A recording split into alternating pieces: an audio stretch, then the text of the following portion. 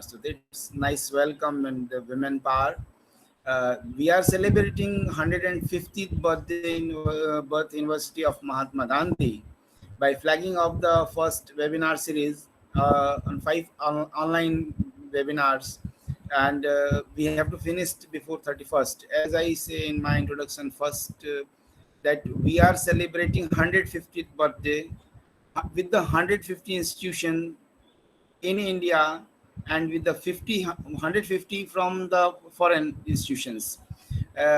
First day, my Vice Chancellor, Professor Harishchandra Rathod, delivered a very nice keynote remark on the dignity of the labor, discrimination, cottage industries, and remembers the youth. After that, it was very nice and very appreciable. Dr. Professor Craig Jaffrey, director of Australian Indian Institute, he delivered a very nice lecture providing the state of youth politics in India and the implementation of Gandhian mods.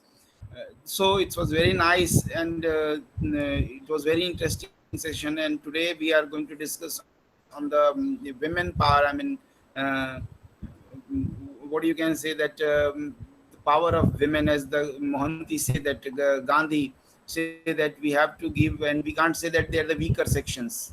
So it's very nice, and I will welcome, I warm welcome to all of my colleagues, all of my friends, CUSB friends, and those who are participating from outside, and especially Professor Swati Parashar.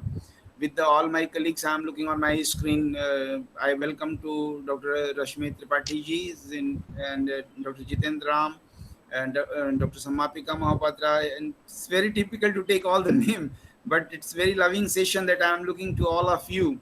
And if I'm going to take more time, is it so? It's not fair. And I will give mic to Professor Mohanty, Dr. Mohanty, to please invite and proceed. Thank you. Thank you, sir. Well, as Providence would have it, we were supposed to have the Honorable Vice Chancellor, Professor Harishchandra Singh Rathod, to do the opening remarks. But trust me, it was 3 hours before the event that he was supposed to convene a meeting with the MHRD, and that is something which was undeniable. And I express my apologies to the speaker for his absence here for reasons which is beyond our control. But I think that there is an invisible hand of Providence which was playing behind it, and we got the opportunity to ask a lady who is known as Mrs. Rashmi Tripathi by all of us, a founding member, and I would say the first employee when I started my career in 2012 in this university. She was much before that in 2009, and she is known as, so to say, the controller of examinations, or the COE ma'am as we call it euphemistically. But before I ask Mrs. Tripathi to give her opening remarks, let me give you a small introduction to Mrs. Tripathi, because it is very incidental that the event is Gandhi and feminism. And trust me, here is a lady who starts her career as a BSc student, does law, does MBA, and from University of Allahabad, Patna, and so on and so forth, and then has a career in HR and finance in male streams, and supposedly, and she's a life member of the National Institute of Personnel Management. But as life would have it, it took a turn, and she is into academia, where she started with the prestigious G.B. Pant Institute for Social Sciences at University of Allahabad, where she was a registrar, and then she joined our university as the controller of examinations technically. But I have seen in my career in this university, if there is no finance officer, she has been acting finance officer. If there were no registrar, she was acting registrar. If there was no COE, she was the COE. So real feminine power at play. And now I make sense, where does that source of energy comes when I today came to know about her eclectic training from sciences through law to management. She was also on deputation as the joint secretary of the Central Board for Secondary Education, or the CBSE as we call it, for the Bihar and the Jharkhand region, where she was supposed to take care of only 12 12,000 to 1,200 schools. Now, that is quite a big number, but we were fortunate enough that Mrs. Tripathi did not like her job, I guess, there, and she obliged her back, and she joined us back here. And like I think it is, I happened to attend a meeting of the senior heads because my head of the department was not here, courtesy COVID, and I went as a proxy attendee. Like Shashra Puja Durga, she was sitting on that meeting and she was handling questions from academia to finance. If the CUCT doesn't happen, what would do? If the course goes this way, what? And you comes a question and pat comes a reply from her. So I'm so happy to let you know that in this August occasion where we are discussing for a feminist rereading of Gandhi with a powerful feminist IR scholar like Dr. Swati Parashar, we have none other than our very own power bureaucrat, I could say that, Mrs. Rashmi Tripathi, giving the opening remarks. So I request Mrs. Rashmi Tripathi to kindly put in her views. Over to Mrs. Rashmi Tripathi. Good afternoon, friends. I really don't know, after hearing what Aditya said about me, I don't think I deserve so much of accolades and this thing. I'm really humbled by his introduction of me. So I am honored in a way that I got this opportunity to be a part of this webinar where all of you learned people are on board. So formally, I start my speech. I welcome you all to the second installment of the international webinar series of commemorating the 150th birth anniversary of Mahatma Gandhi. As you all know, this series is being held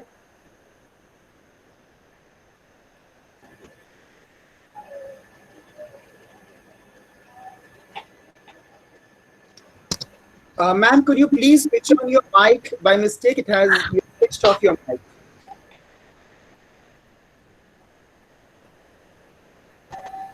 Can you hear me? Yes. Okay. So I welcome you all to the second installment of this international webinar series for commemorating the 150th birth anniversary of Mahatma Gandhi. As you all know, this series is being held under the auspices of the University Grants Commission and the Ministry of Education, Government of India. On behalf of the Vice Chancellor, I would like to extend a warm welcome to all of you and hope that this webinar throws light on the topic as is already known to all of you. I know all of you must have been waiting to hear Professor Rathore on this occasion, but I take it as my privilege to be present here and extend a warm welcome to all of you on his behalf. The theme for today's discussion is a feminist rereading of Gandhi. Whatever views I'm going to put forward is of a non-academician, and I hope you will all bear with my views. I could not think of a more appropriate and contingent topic of discussion as we remember Mahatma Gandhi's contribution to India's socio-polity. Feminism, broadly speaking, concerns itself with the twin questions of agency and access. The access to equal and the agency to activate equal. Feminism goes in empowering subaltern and marginalized voices and identities that often fall beyond the margins of our social understanding.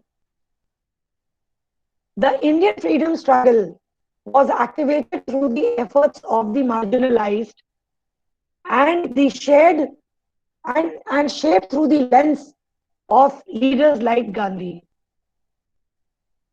Gandhi's struggle for non-violent change strikes a chord with feminist thought as it delegitimizes entrenched struggle sorry, sorry. Gandhi's struggle for non-violent change strikes a chord with the feminist thought as it delegitimizes entrenched masculine values of power struggle, violence, and brute force. In addition to his ideals, Gandhi's methods were also centered around egalitarian values of equal opportunities, democratic circles of trust, grassroots mobilization, and economic independence through the Swadeshi campaigns that he was at the helm of affairs. Gandhiji laid emphasis on the justification of the means to achieve an end, which also remains a central theme of feminism. Even though Gandhi is a landmark figure in the Indian freedom struggle, his place as a feminist thinker and activist remains liminal at best. His contemporaries like Ambedkar problematized the underlying casteist and patriarchal edifices of Gandhi's political thoughts. Possibly the most tenuous article of Gandhi's work for feminist thinkers remains his classification of distinct tasks for men and women, Brahmin, non-Brahmin, Hindus, non-Hindus in the freedom struggle. It is not a complete coincidence that while he is touted as the father of the nation, India has always been referred to as the helpless mother in need for protection. It would be interesting to learn from today's conversation about the gendered identities of the protector and the protected.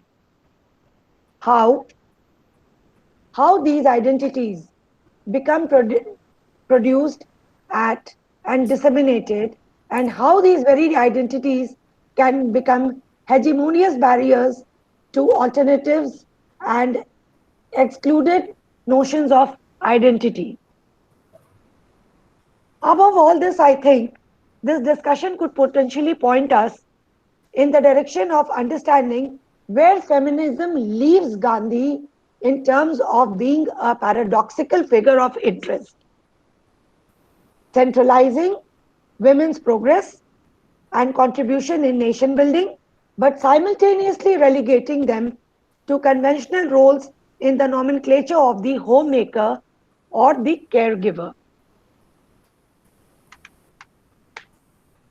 As a woman in charge of the university campus affairs, especially related to academics at the moment, it is quite important for me to introspect even the most routine activities through a gendered lens. That is, to understand how gender defines identities and to ensure that these identities are protected and empowered. We have, as you all know, our colleagues at CUB, they all know we have a women task force wherein a group of women employees are members, and any complaints related to any gender bias is dealt at that level. I'm especially happy to be sharing this platform with Dr. Swati Parashar today, who has contributed extensively on questions of identity, women's rights, and feminist analysis of war and polity. It is a matter of pride for our university to have her amongst us, and of personal happiness because because she belongs to India, and both her alma mater are the stalwart universities in India, that is JNU and LSR. Rationality and objectivity are virtues in the academic research that are far too celebrated without nearly enough interrogation. Anne Tickner, a pioneer in feminist IR, reminds us of the need to turn to post-conventional morality to ascribe values to action after critical investigation. I now request Dr. Swati Parashar to share her thoughts with us in the hope to illuminate our search for answers to persistent questions of socio-politics and the architecture of Gandhi's philosophy through a gender-sensitive and an unapologetic feminist kaleidoscope. Dr. Swati Parashar, I once again welcome you to share your opinion with our colleagues and friends. And I would like to thank Dr. Parashar, Dr. Mohanty, and Dr. Sanat Sharma and our Vice Chancellor for giving me this opportunity to share my thoughts with you. Thank you so much. Lovely. Thank you, ma'am. I think Dr. Parashar would definitely agree with me that could it be a better academic introduction than what Mrs. Tripathi gave to us? It was bang on, and trust me, I notified her an hour and a half before the event. And this is what she does, being a career bureaucrat. And that's what, of course, long life to women, to more power to women power. So with that, I would like to introduce the audience to the speaker for today. Trust me, I'll not be conventional. I'll not be singing hosanas about the speaker as it customarily would have been. There is a link between Mrs. Tripathi and Dr. Parashar. They are both daughters of the soil. They are Bihari women who have made it big in their own fields. And you can see the way they are sterling in. Now for Dr. Parashar, let me tell you, when we come to academia, there are certain stereotypes, as you have in the normal world as well, that there is elitism, there is non-elitism, there are brands, there are non-brands, there are women, and there are men, as it happens in the real world as well. I happened to bump into Dr. Parashar when I was presenting a paper based on my dissertation in her panel at the University of Gothenburg. I went there with all my stereotypical views in mind, that she must be a snooty and snobbish feminine academic who would really give me those, there is these stylistics of LSR brought up feminist academics who would tow you down at any moment, and as if they are man-eaters, if not nothing less. But then when you meet Dr. Parashar, you come to know that the life is something so different. She comes from this humble background of Madhubani and is born and brought up in Bihar, goes on to study at the famous Lady Shri Ram College, and then works for a certain while in policy circles. I guess it was CPR, if maybe, or I'm wrong, maybe it was some other policy think tank where she was working in. And that's very interesting that then she decides to bump into academics, not because as a matter of stylistics, but because she was inspired to do academics. And then she goes on to Lancaster University. She works under the stalwart Christine Sylvester. And then rest is history, she goes and becomes a fellow at the prestigious CSDS, Center for the Study of Developing Society, works in academic institutions in Singapore, Australia, and Ireland. But you know what is very interesting about Dr. Parashar for me is that generally in academics, when you come under a certain banner, you expect to replicate the banner. And what Madam Tripathi was just mentioning, you merely reproduce identities and a certain culture.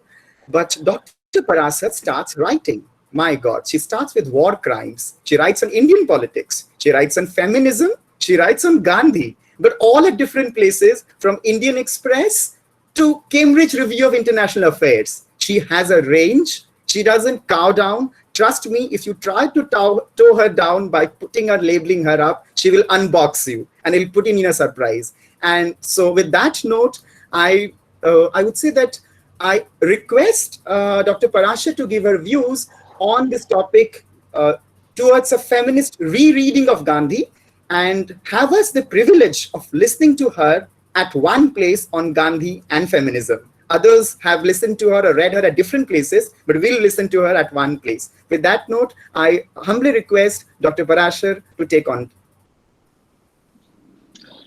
Excellent. Can you hear me, everyone? Yeah? The Yes, ma'am. microphone is on. Yeah, Yes, ma'am. excellent. We are able to hear you. Oh, okay, that's great. Don't trust the Swedish system. The IT can collapse here as well. So it's not just a problem with India. But on that note, and thank you, Mrs. Tripathi and Aditya, for such a generous introduction. I don't think I deserve all of this. But I just wanted to start with saying that, once a Bihari, always a Bihari. You can't take that out of a person, even if they're living outside. So I'm so pleased today to be joining all of you, and I can feel the energy. It's a shame we have to do this online and we're not together in person. But I feel the energy, and I feel that we miss a lot. But through these webinars, we are also connected in so many ways. I'm really excited that we are able to do this. First of all, a huge thank you for organizing this event, and I know that it takes a lot of effort to do this. So right from the Vice Chancellor, Professor Rathore, to Aditya, Dr. Mohanty, Dr. Sharma, Mr. Singh, also you're managing the IT today, and I guess you have to do this for all events. So, events like this, it's very important to recognize the universe that comes together, and how we are able to continue these intellectual conversations. So enormously grateful, and again to Mrs. Tripathi for taking the time, and what a fabulous start. Aditya, I was thinking, because you talked about the Devi, today is Radha Ashtami.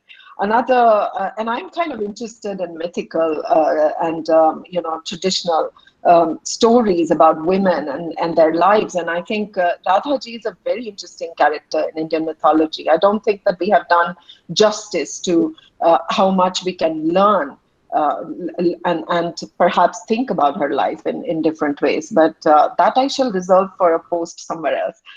Okay, so today we are talking about Gandhi, and we have audiences from, not only from your university, but I imagine also from elsewhere who have joined us. And thank you all for being part of this, to perhaps think a little bit about what Gandhi means to us within feminist circles. In fact, to also sort of unpack a little bit of what feminism means today, right? That is a very contentious term now, and there are lots of debates going on. There is an anti-feminist backlash, as we know, in different parts of the world. So what does it mean, firstly, to think about feminism, and to also then think about Gandhi, who, again, like feminism, is a much debated figure in India and also abroad. And I just want to, I wish I had the picture to show you, but it's fine. Last year I was at the University of Tromsø, the Arctic University of Norway in Tromsø, which is in the Arctic, like literally high up in the Arctic Circle. It's a small town. And they have a Center for Peace Studies. And there he was, the statue of Gandhi sitting right there. And we had this wonderful seminar about what peace means, and how Gandhi can we think about Gandhi and peace in the world that we inhabit. So I was reminded of it. It was last year during the birth anniversary celebrations had just started. But that was one conversation in which I participated. But if you really want to look at, there he sits right in the Arctic Circle in a university there, if you look at the pictures and if you Google it. So we continue those celebrations that have started last year, and I guess on 2nd of October they will come to a closure.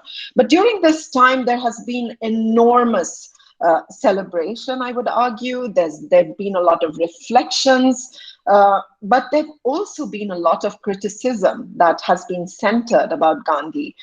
As we think about criticism coming from the left, we know the right, we know the feminists have also criticized Gandhi for a very long time. Some of the reasons Mrs. Tripathi actually highlighted. We have the Marxist critique of Gandhi, we have the anti-colonials, the post-colonials who have been upset with certain aspects of Gandhi, and of course, the Dalit activists who've had a lot to say about his politics. So in some sense, he is at the center of this all. So there is adulation, there is celebration, like the conference that I attended. My colleagues here in Gothenburg and everywhere else, they organize lectures on Gandhi. They love to hear about Gandhi. I still have colleagues who walk up to me and say, do you have time for a lunch? Can we go talk about Gandhi? And it's quite nice in a way.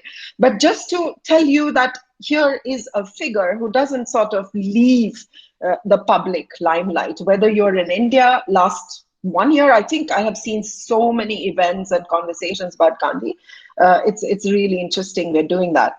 But I also, Aditya said that, I've worked in all these institutions. One influence I've had in social sciences is of Ashish Nandi, someone who I greatly admire and respect. And I think it was Ashish Rao who last year talked about Gandhi and said he's not the stepfather of the nation. And I think we need to center that a little bit as we think about the various kinds of conversations that we've had about Gandhi. So, apart from these kinds of academic and activist critique, we have also seen Gandhi riled in controversies about race, and this has happened in the last couple of years. We saw, in 2015, when his statue was defaced in South Africa, which is basically the place where he started his activism. And a couple of years ago, I think in 2018, his statue was removed from the University of Ghana. I think you're all aware of that, although the government said that they were relocating the statue, but it was quite a phenomenal event, and there was a lot of writing about how he, talked about Black people when he started his activism. As we think about all this, the one key word that sort of, symbolizes all of Gandhi's politics is one of resistance. And that's a word that one must keep in mind. Here was someone who has become a symbol of different kinds of resistance, but there is also resistance against him and his ideology, and how we understand and unpack that is something that we're going to, have conversation about today. I'm thinking about today, and while we are talking so much about Gandhi, we also don't have in our public lives the big Gandhian figures who were influenced by Gandhi to talk about peace. I mean, I'm thinking of Dr. King, I'm thinking of Aung San Suu Kyi, who in the last few years has been quite criticized by feminists for her positions. I'm thinking of Mandela, who is no more, and I'm thinking of all the activists, Gandhian activists in India, who've given so much to the public discourse and activism. But at the same time, you sense this vacuum. And that's the question that we are asking through these series of talks that you have organized, that how relevant does Gandhi become in these circumstances, right? How is it that we are treating Gandhi with reverence, without reverence? What kind of critique is applicable? Because we are also living in an age, what do they call it now? Cancel culture. I don't want to get into that, but we're living in times where there is a lot more energy in the conversations and a lot more dismissal of people as well. So I think we need to be a little bit careful about that. So I want to start then with laying out for you what, if you ask me who is the foremost scholar on Gandhi, I would say Ashish Nandi. He's got many, many essays written. And I think the way he understands Indian society, and particularly being a political psychologist, how he understands these big figures of India, that is very hard for other social scientists to follow.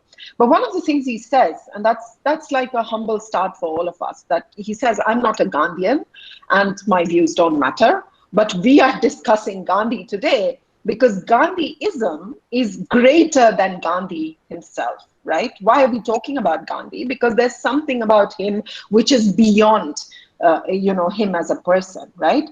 And in some sense, he admitted that. Gandhi himself admitted that he was a collection, a kind of, an eclectic collection of ideas and wisdom and ancient wisdom, which he continuously challenged in his own life.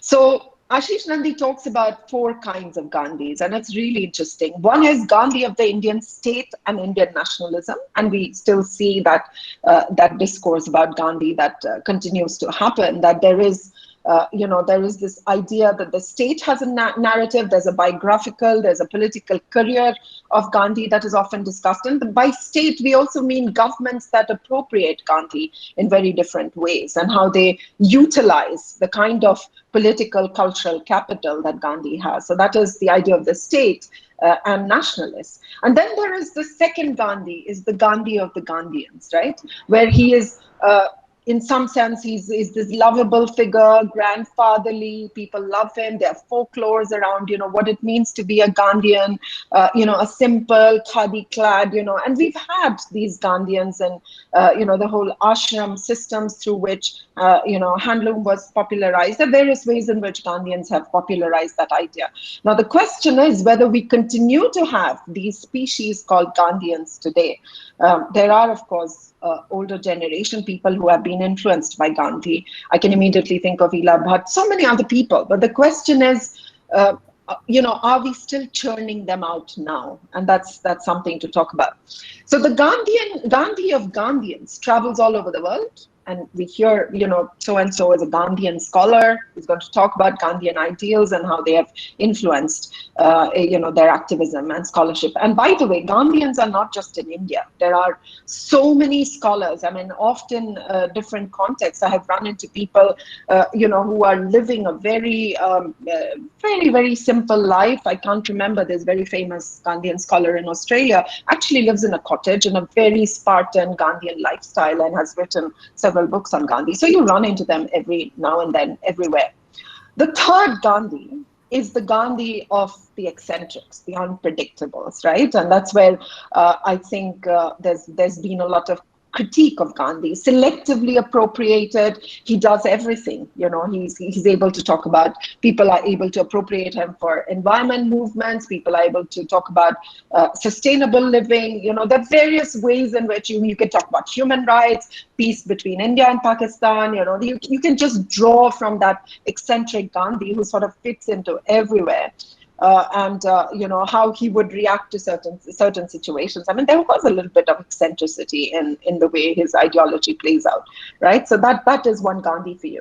But the fourth Gandhi is the most interesting. This is the mythical Gandhi, where what has happened is that people who don't know about him, people who who have not really delved into the deep philosophy and literature about Gandhi, for them the life of Gandhi becomes really critical, and how to sort of draw from it. And there's a legend created about Gandhi. So these are the four Gandhis that Nandi highlights for us. And I would say that that feminist reading is possible in all four categories. We may not be able to do that today, but let's see what we can actually gather. And so what I have here laid out in the talk today is to perhaps have a conversation. I wouldn't call it, as I said, I'm not a Gandhian, or I haven't studied Gandhi in the details that maybe some others have. But I think it's important to understand how relevant he becomes to thinking about critique and feminism today.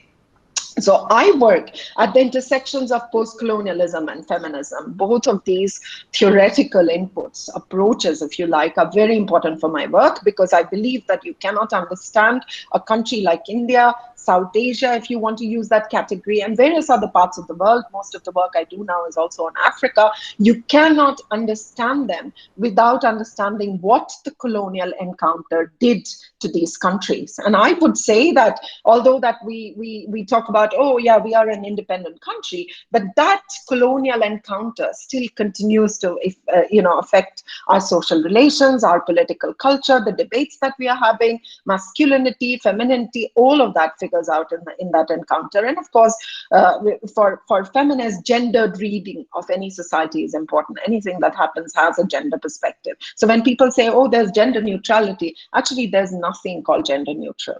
You have to really see gender everywhere if you're working from a gender lens. But that's for a more general conversation. So what then do we think about when we think about Gandhi and feminism? So as I said, feminisms, it's important to use it in the plural, because we have Marxist feminists, we have had liberal feminists, we have radical feminists, we have post-colonial feminists. So there are different readings of Gandhi from different feminist perspectives, and I'm trying to foreground post-colonial feminism here, right? So that's the first part of it.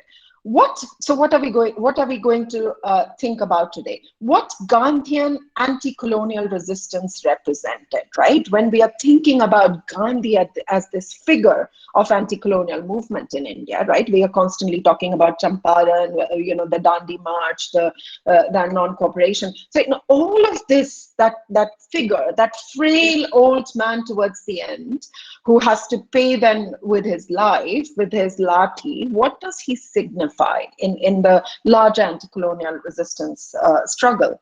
And then the second, the impact of Gandhian views and influence on mobilizing women. And I think Mrs. Tripathi talked a little bit about that. So this is something that we may not go into details, but it is still important to think about it as we think about feminism. And then to think about the legacy. So one is, of course, as I said, anti-colonial resistance. Then what Gandhi's influence has been on mobilizing women and on women's movement. And then the legacy of Gandhi, right? Like how can we as feminists read it today? Is he the orthodox reformist, if you're looking at him from a feminist lens? Is he the unprofessed feminist, somewhere a closeted feminist who probably didn't use the modern language of feminism and said, I'm a feminist? I think we have to be very careful about also applying these modern terminologies on these people. So we talk about feminism. Was he sufficiently post-colonial? I would say that we have to do that very carefully. Right.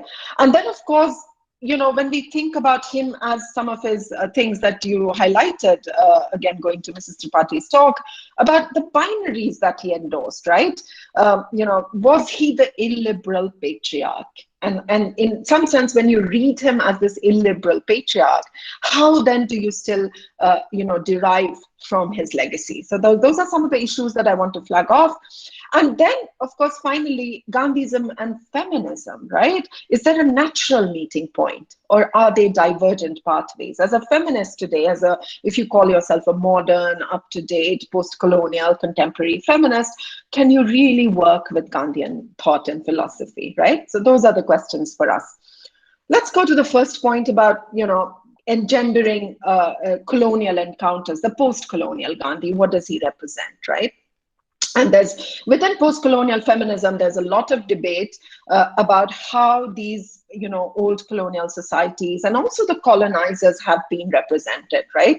We still continue to hear that, there's certain kinds of ways in which India is talked about in the BBC, in the New York Times. There's a lot of anger about certain kinds of portrayals. I've worked in foreign academia for a very long time, and that it's usually to get that nuance right, that you can have a critique of India and you can talk about various problems that we have, women's rights, gender equality, what we're doing with caste, class issues, with Dalit activism, how we are treating people who we deem at the margins, how we are thinking about all that. Of course, you can have a critique, but how that critique is done is also very important. And I want to just flag it off straight away that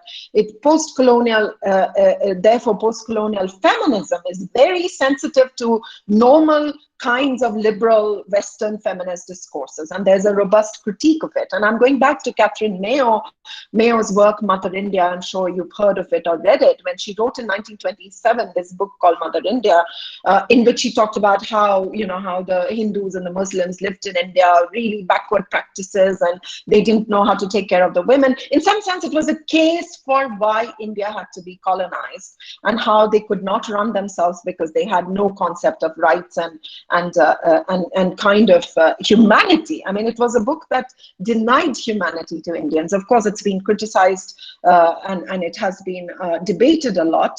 Spectres of Mother India is this book by Mrinalini Sinha, in which it takes this on really well if you're interested. But that book, in some sense, was the colonial project carried out through a feminist lens. And feminists, liberal, white, Western feminists, have been integral to this idea that if colonialism must thrive, then feminism has a role. And you saw some of that in the kinds of debates that emerged about Afghanistan. I'm sure that you're all familiar with, the let's save the Afghan women, let's save the Iraqi women from their society. So that kind of narrative, that colonial narrative still thrives. And most of us are very sensitive to that, and we always would like to point out that, you know, this is a colonial project, you know, and white women, Western feminism has been complicit in this. But I wanted to draw your attention to this also because Gandhi had a very interesting critique of Mayo's book at that point of time when he said it's fit for it's like a gutter inspector's report. If this is what you want to talk about India, and this is without understanding India, sure, go ahead, you know. And he kind of was very dismissive. But I think while he did that, and this is where his figure becomes very interesting, while he did that, he was also very mindful of the challenges that Indian society faced, right? And in some sense, he becomes the first sort of popularly acceptable figure among Hindus, among Muslims, among marginalized identities, among Dalits, among women, to talk about an identity through which they could contest colonialism. So I think it's important to remember him as someone who not only challenges that narrative, so I could easily appropriate him and say he's a post-colonial feminist, but he's also troubling that category in various ways, right? So let's go back to the figure of Gandhi still. I think this has been theorized enough, and I just want to put that at the center because I think it's very important in feminist reclaiming of Gandhi. Here is someone who messes up the idea of traditional counter to colonialism, right? If colonialism was a project in emasculation, and you read this, you actually go through Macaulay's words, or you go through Suzanne and the Lloyds, Suzanne and Randolph, they've written enormously, the Lloyds, on Gandhi. And if you read their accounts, if you read some of the other works on Gandhi, there was enough said about colonialism, enough said about India and Indians, that they are emasculated, that communities were pitted as masculine and feminine. So you had the Pathans and the Sikhs and the Rajputs who were considered very masculine. Then there were, the Bengalis, for example. There's a lot of writing on Bengalis, the Hindus who were completely emasculated, and, they were not man enough to stand. I mean, this is documented in several accounts. Go through some of the works of Churchill, where he talked about how Indians don't have a sense of history because they really don't, they really don't know what their society looks like, or the utter disdain for the manliness of the colonized. This is what we learned from a lot of colonial literature, and this extends. It's not just that they are being feminized and emasculated. In Africa, for example, the colonial literature says the savages were like childlike savages. Those are the terms that you use. So you are infantilized to the colonized, and you're also taken. You don't have manliness, which is why, of course, you're ruled over, right? You can't protect your women. And some of that narrative comes back in wars, right? Which is what I've been interested in, as Aditya pointed out. You see that in 71, right? That we can organize rapes of women so that the men are emasculated through that. So that kind of colonial project is a project of perhaps utter disdain and contempt for the colonized because they can't govern themselves. And I think in some sense, the counter to that in various societies, if you read Fanon, if you read some of the ways in which Africans responded, it was full-on military campaign. This is what Subhash Chandra Bose was telling us, right? The army came into the picture. He said, he goes and fights against the British, and he says this is the only way. So there's a hyper-masculine militarized response to this kind of emasculation.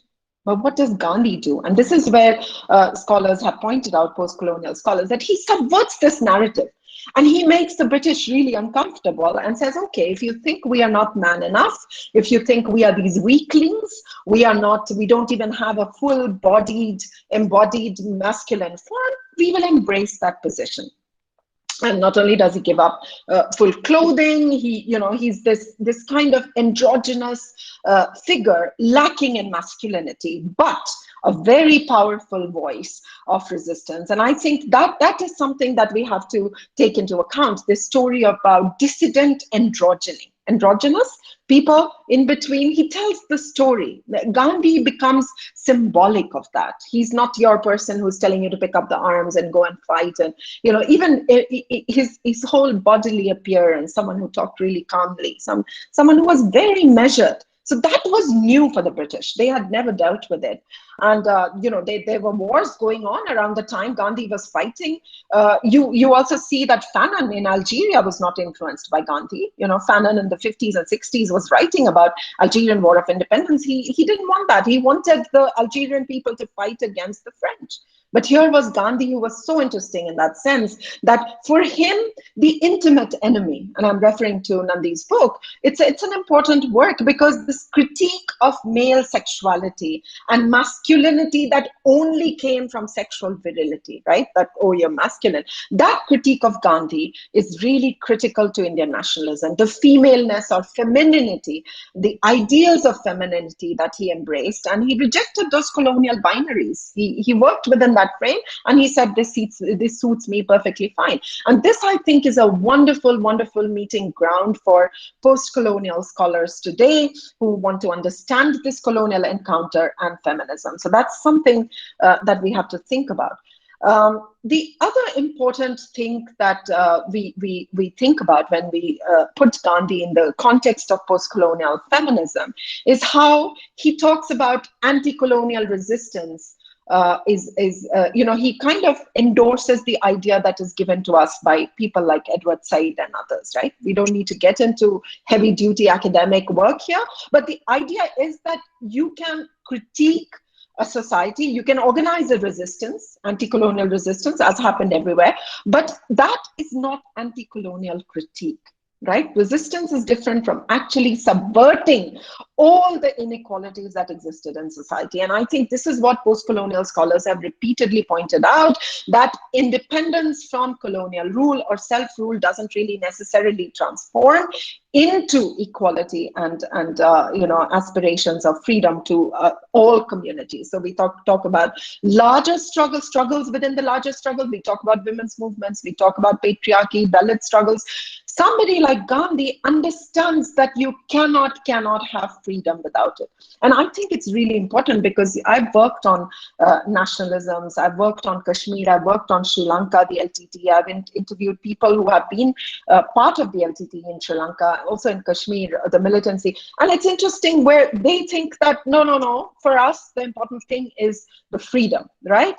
We can talk about patriarchy and women later. And I find that really interesting now, that language, because Gandhi was doing something completely different, and you have to give him that credit, right? So quickly, what then are some of the gendered beliefs that, all the things that we talk about during the colonial struggle, how they can be, thought through? We are thinking about non-violence, which is his kind of, ahimsa that he derives from various major influences that he has, civil disobedience, not obeying something, satyagraha, sarvodaya, also the upliftment of all. If you think about his ideas, you can kind of capture them within the post-colonial feminist resistance model, right? And think about all the influences that Gandhi has, whether it is his own religion, the mythologies, how he appropriated that. He had a lot of interactions with Jainism coming from Gujarat. In fact, his whole family used to practice this idea of, self-sacrifice, and a lot of, today people would say, but that's self-deprecation. But actually, it was punishing the self for somebody else's crime, for somebody else's, things that they didn't do right. You punished yourself, and this has been a practice in certain communities. Gandhi used to be influenced with that. It's also a very Christian influence, that Christ, who took on the sins of the world. So it's really interesting. Of course, Henry David Thoreau's philosophy, Ruskin's Unto This Last, but more than all this, and I think it's important to also point out that if you read Hind Swaraj, he actually talks about getting influenced, reading these scholars. And I was quite intrigued as I revisited that for this talk. He mentions only 2 Indian scholars. I think one was Nauroji and the other was R.C. Dutt.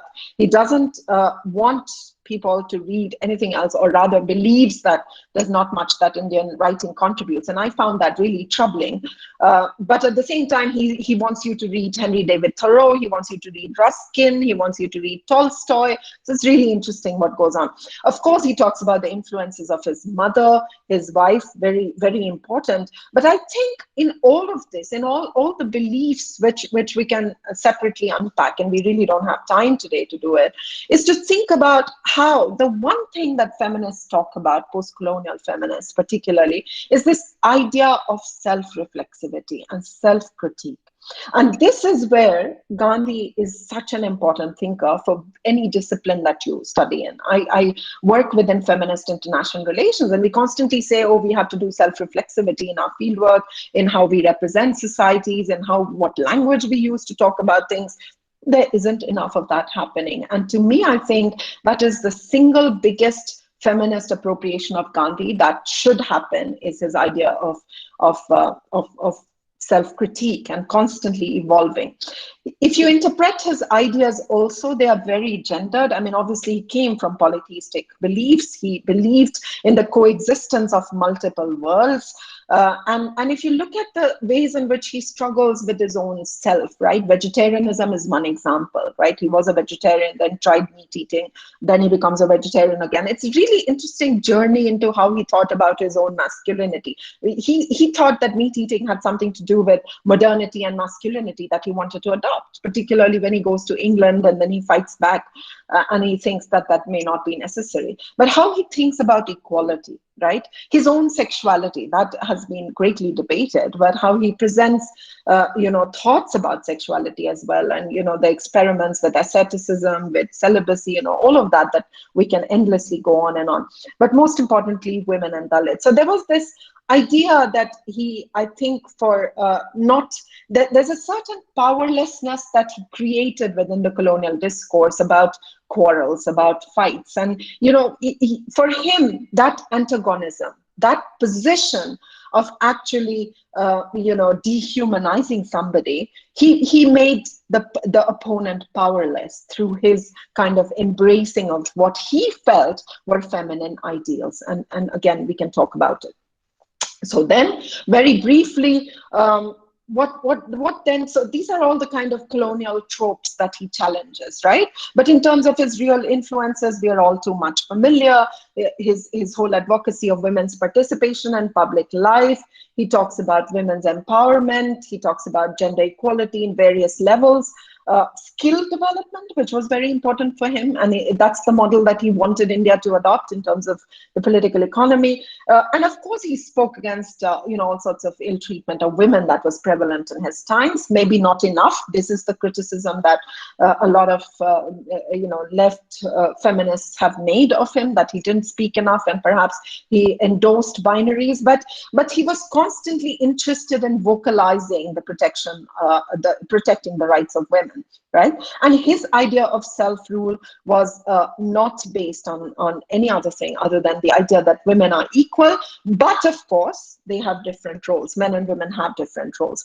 But in his constant sort of critique of modernity and Western civilization, I think he endorsed the idea that there was an indigenous women's movement, women's place in India that we could all draw from. And I think his whole ideology, as I just mentioned, everything that you look at, Sarvodaya or Satyagraha, everything, all of it, he thought his technique came from this passive resistance of women. We can problematize it and we can say that this is deeply troubling in times when women are trying to reclaim different spaces. But there he was trying to say that all his nonviolent politics, resistance, came from learning from his wife and mother and from the idea of women's self-sacrifice, right?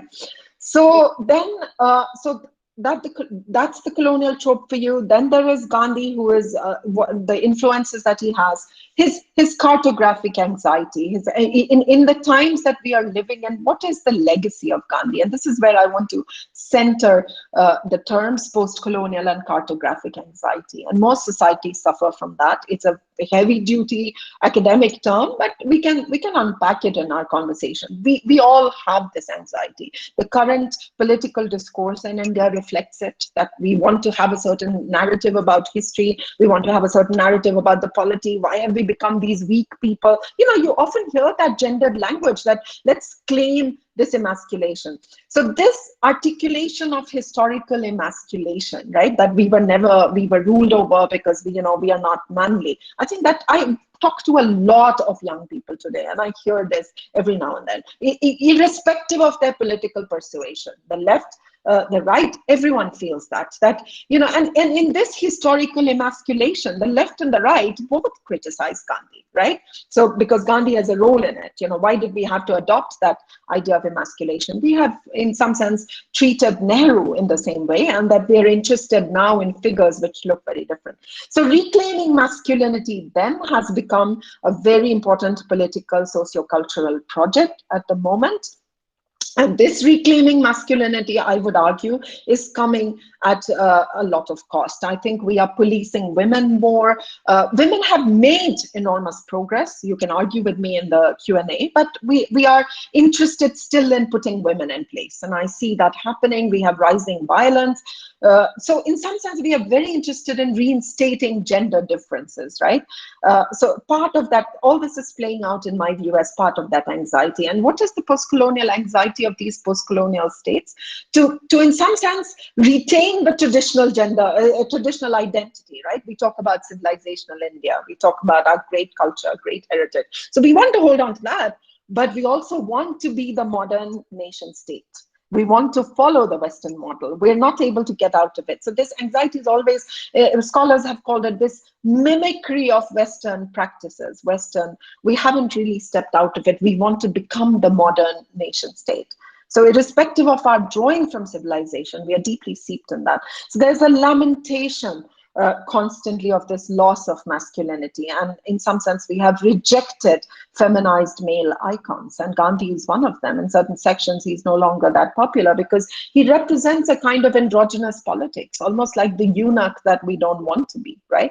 So there's a recognition of gender binaries, right? That we want men like this, women like this. We have an idea of what men are. So this binary that we want to impose, which Gandhi constantly reminds us that this binary is very troubling, very problematic. But and we're finding that hard to sort of accept in that sense.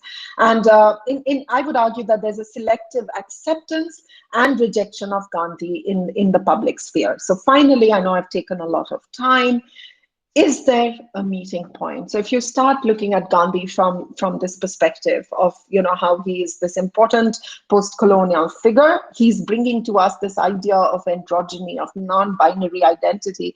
Is it really, how do we understand them? So as I told you, by no means a Gandhian, I still remain influenced by many things that he says. I work within peace and conflict. I think it's interesting that some of the ways in which he captures this dilemma that post-colonial feminists have today of critiquing their own societies, but at the same time recognizing that there is a constantly parallel colonial construct that is also ongoing.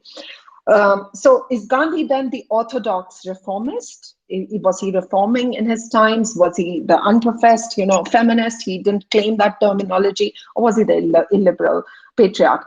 Reformist in the sense of his positions on some of the key issues of his times. You are all too familiar with it, whether it was parda for, any community, widow remarriage, education. He believed in the education of women, and all of these kinds of progressive ideas that he had. So this kind of makes him a reformist. But not all reformists are progressive. They can be very orthodox. And by orthodox, we mean orthodoxies in terms of establishing gender roles and binaries that have to be maintained, right?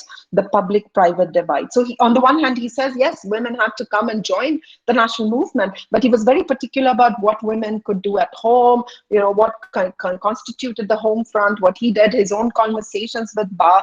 I really believe that an authentic biography or autobiography of either Kasturba or even of Dr. Ambedkar's home scene and his wife Savitri, we don't know the real stories of these women. So I think it would be interesting to unpack him from that perspective. But I do think that he was perhaps he endorsed these orthodoxies in his own private public divide that we talked about.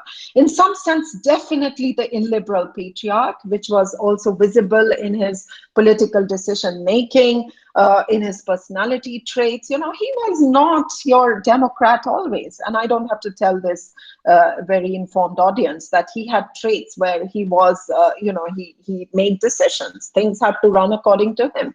So there's obviously all of that. His engagements within his personal space, many of the documents that you read about how he treated Ba in the beginning, how he understood sexual differences, the entitlements of the husband, the man in the family, all of that. And even his practice of celibacy, which of course people make a big hullabaloo of. You know, the only debates that they want to have is whether he was a racist, whether he was, you know, a queer, you know, what about his celibacy? I think that we need to understand him in the context in which he was operating instead of kind of modernizing him in the sense that we are. But the illiberal patriarch. So feminist in his embracing, I think he was feminist in the sense that I pointed out, in his embracing of a certain non-binary gendered subjectivity, and his own radical resistance strategies. They were radical for the times. They were very feminized. Now, I'm not using the word feminine here because I think feminine energy, feminine, whether Gandhi was feminine is a different debate. But in terms of the appeal, idea, and practice of non-violence, Sarvodaya, you know, taking people together, you know, the idea of not cooperating as a means to resist. Women have done that. You know, in households, this is what women have done traditionally, and he drew from those strategies. So I think his strategies were very feminized. And he was the way in which he embraced this non-binariness, right? I won't be your man to fight.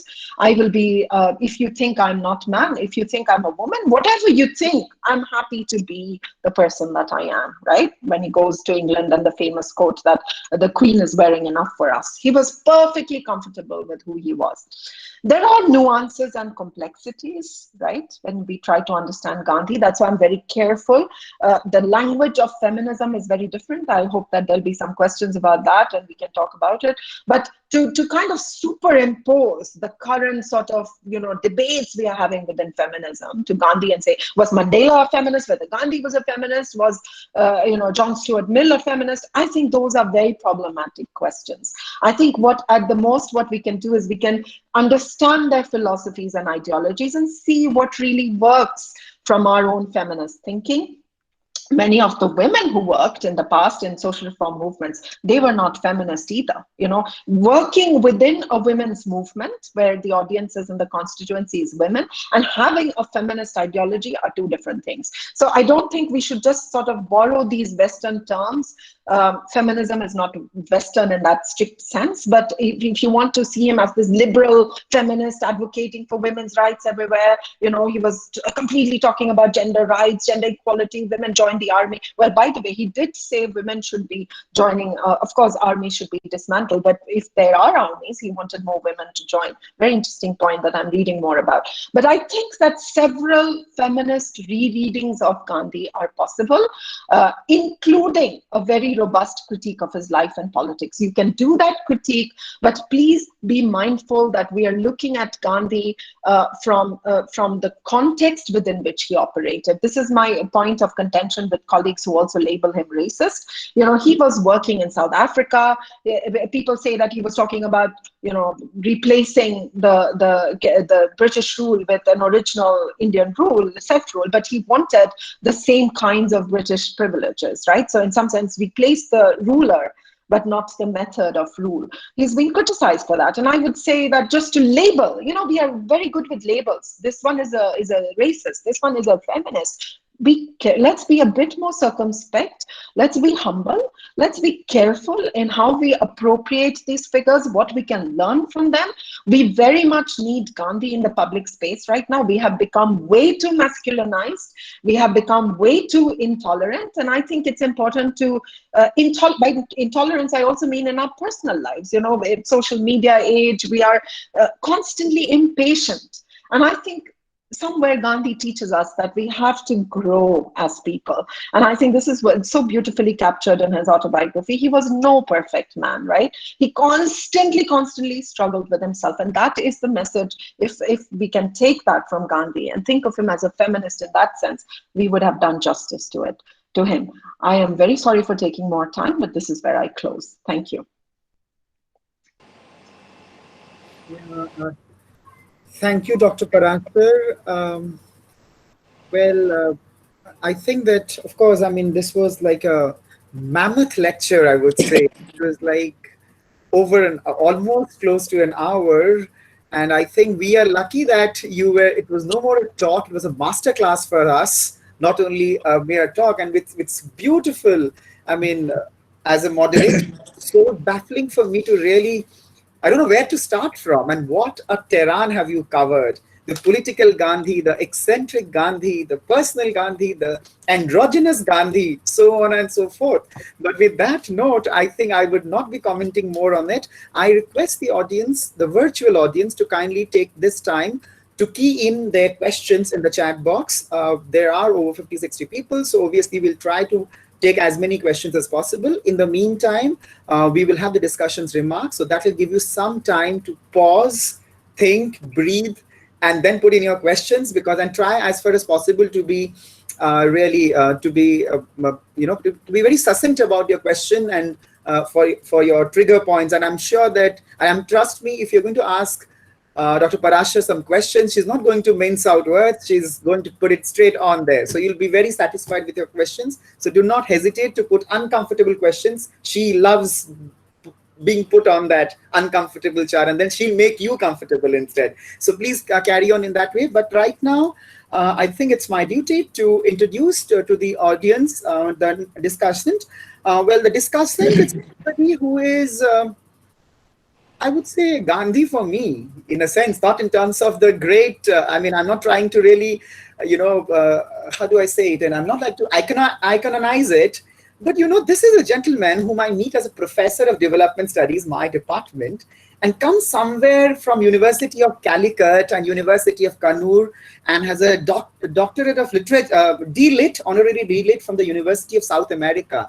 A very short person and very frail, not a masculine with a 36-inch or 56-inch, whatever that inch is.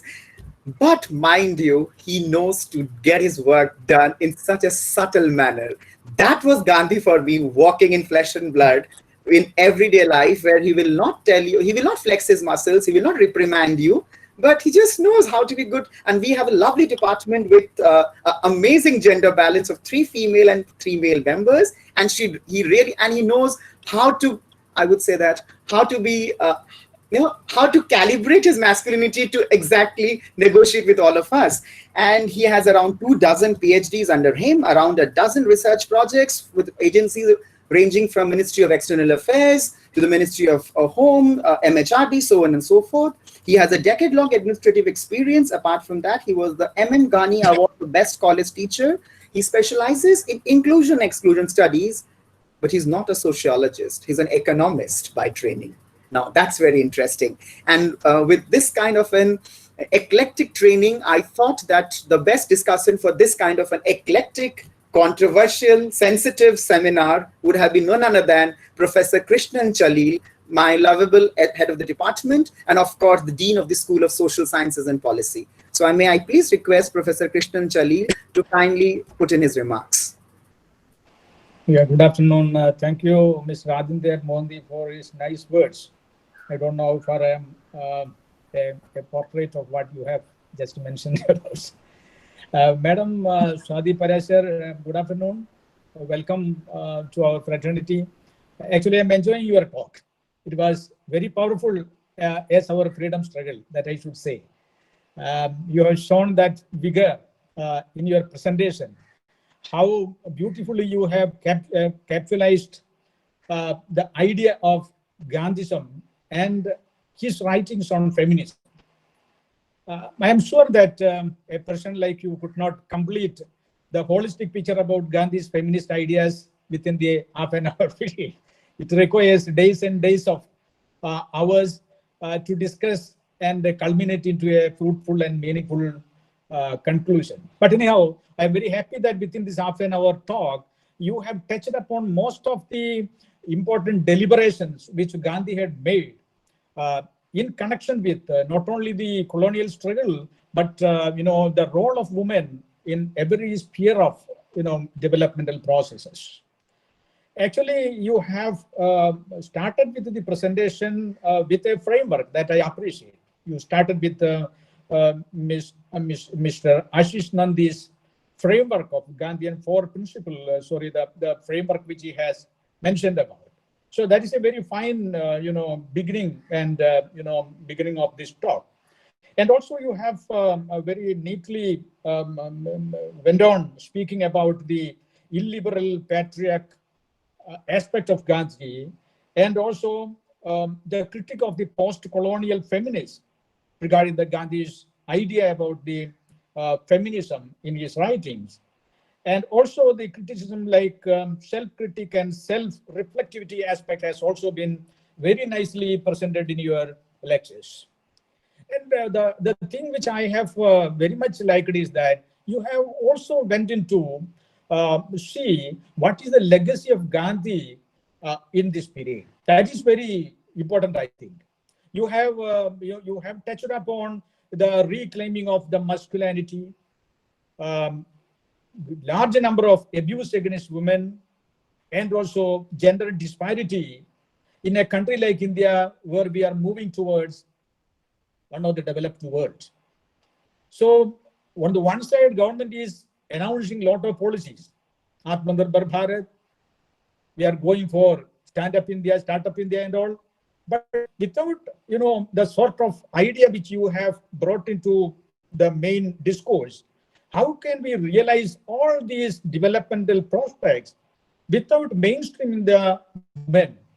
Though it has been mentioned in a lot of literature, including Gandhi, still the gender binaries are increasing. Now we are talking about gender mainstream. How many years we have been talking about? From gender mainstreaming, gender inclusion, gender empowerment. These are some of the technical terms which we have been using, I think, from 1970 onwards. But still, women has reached an over. What is the percentage of women in our, parliament? What is the percentage of women in the, administrative post? What is the percentage of women in the academic? How many vice chancellors we have in the universities as women? So we have to think of all these, issues once we talk about the, the feminism and the preaching of these, ideal people like Mahatma Gandhi. So I am very, very happy to see that Madam has very interestingly contextualized most of the reflective thoughts of Mahatma Gandhi through the last 30 minutes speech. To add to those, I am very surprising to see that at a time when Gandhi was writing and adding to the literature on women's struggle, people like, laureate like Tulsidas and all their idols were running the spear. Like in one place, Tulsidas says, the drum, the fool, the Shudra, the animal, and the woman, all these need beating. So actually, this was the idea posted by people like Tulsidas in the society about women in those times. So Gandhi opposed it. What did he say? He very neatly said, ultimately, however, there can be salvation for us only when and not until our women become to us what Uma was to Shankar, Sita to Rama, and Damayanti to Nala. So how beautifully he has captured this. And he is also against the child marriage, widow.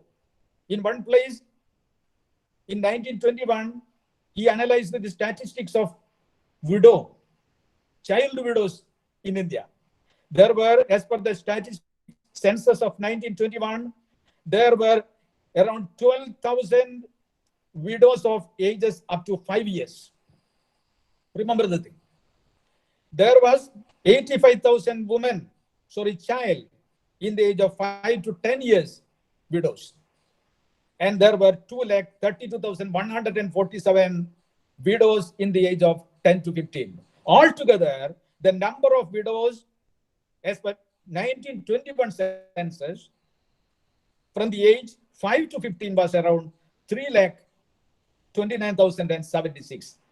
So after seeing these starking figures, what Gandhi noted is that we cry out for cow protection in the name of religion, but we refuse protection to the human cow in the shape of the girl widow. See how beautifully he has framed the role of girl and the role of woman in this society. So I don't take much time. Whatever I said now is just to add what our speaker has so far talked about. So I am not a desperate, though whatever things we have discussed. I feel that this commemorative year, 150th anniversary, is perhaps an apt year to remind ourselves that the liberation Gandhi sought for the women of India is still more an ideal than a reality. His work thus far is unfinished. So it is us, we have to cherish the ideals of Gandhi into practice. So thank you very much for giving me an opportunity. And I also thank Mr. Aditya Mohanty, who is one of the dynamic faculty member of my department, who has taken so much pain in organizing and inviting people, apt people to apt session. That is what I have seen. Okay, thank you, madam. And Tripathi madam, our COE, she has given a very excellent talk within the 1 hour speech, 1 hour preparation. She has done it. We even teach 2 days, 3 days to prepare such a lecture, madam. So, okay, thank you. Thank you once again to all the people who are part and parcel of this mega event. Thank you once again. Thank you. Lovely. Thanks a lot, sir, for your comprehensive comments, and I think it was also very interesting for me to see in which you've tried to add on to the perspective that Dr. Swati Parashar has taken. We have a range of questions which has popped up on the screen. Dr. Parashar, could you please unmute your mic and Sure. Yeah. Do we have like 40 minutes with you, or you'll be Yeah, absolutely. All right. I am so guilty of taking a lot of time. I really apologize. Bad clock. Yeah. That's very good. It was, it was to our pleasure and our benefit because we got to learn this wide array of issues. So here we go with the questions. We have some, as of now, we have some 3 to 4 questions. And what I would do is I'll try to put it thematically so that you can address them all together. Yeah. First, we have, I would say that word with some liberty, I have this gang of sociologists who have put 3 interesting questions.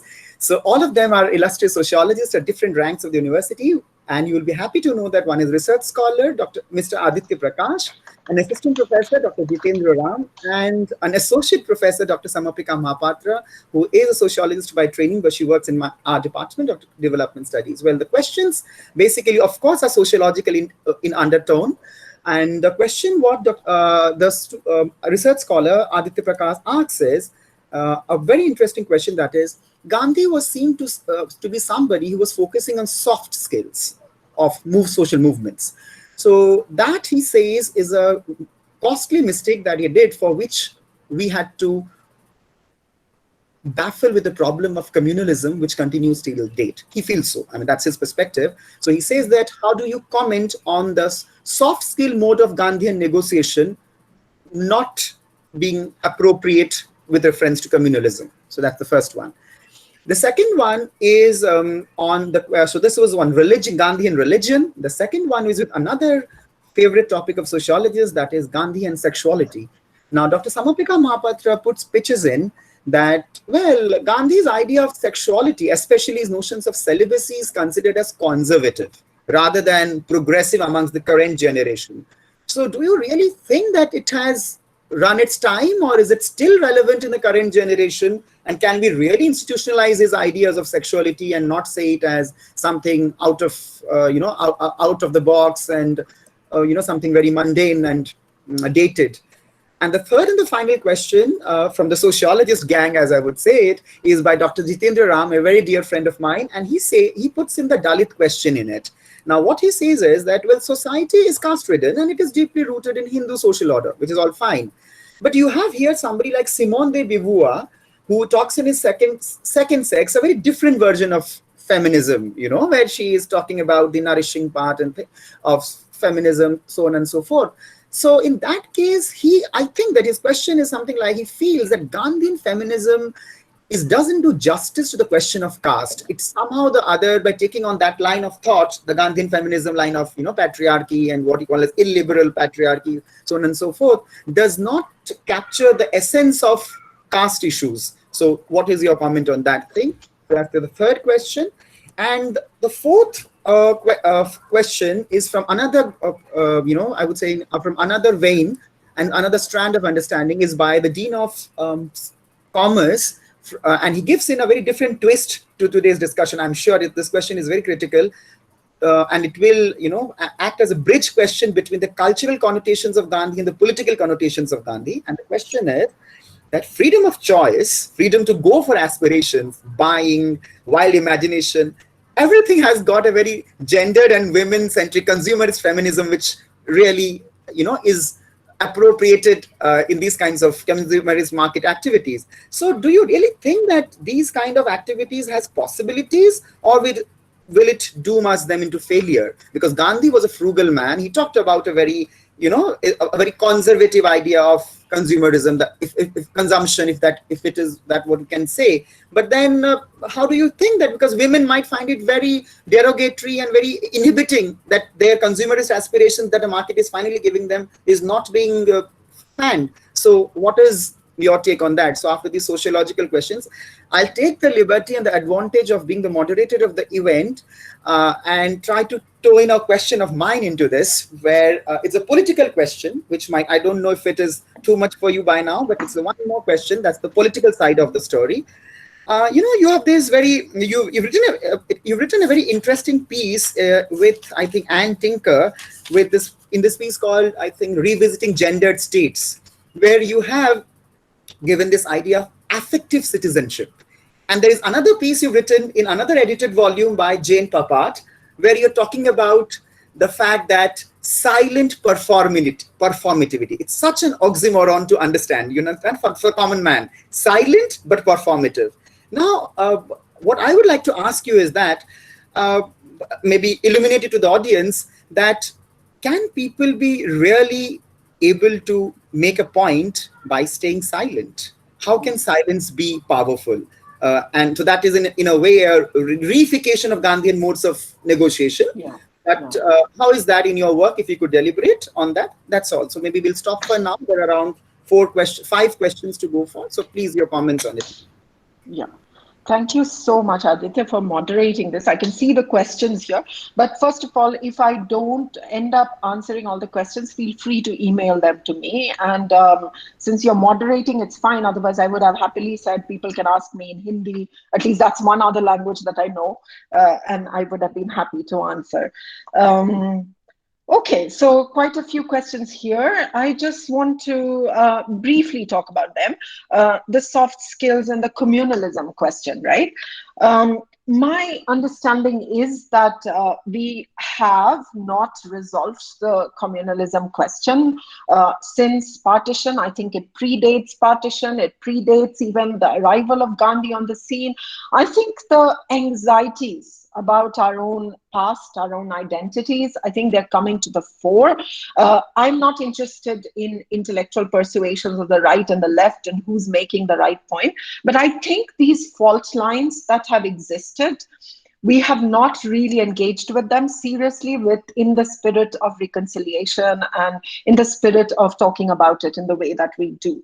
But so that's first thing to point out. And also to suggest that the communalism that we see today, in my view, has a lot of things to it. It's not just a carryover from the past. There is a new kind of communalism. There's all sorts of you could argue that since the 90s we have watched with India opening up, with adopting the Washington Consensus, with our whole liberalization platform that we became part of.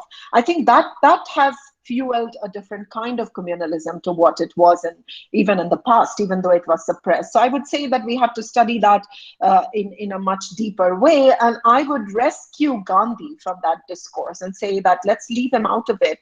Because I do think, and I'm not saying this very lightly, but I've been reading now The Impossible Indian by Faisal Devji. And I think Faisal Devji's book is excellent, really.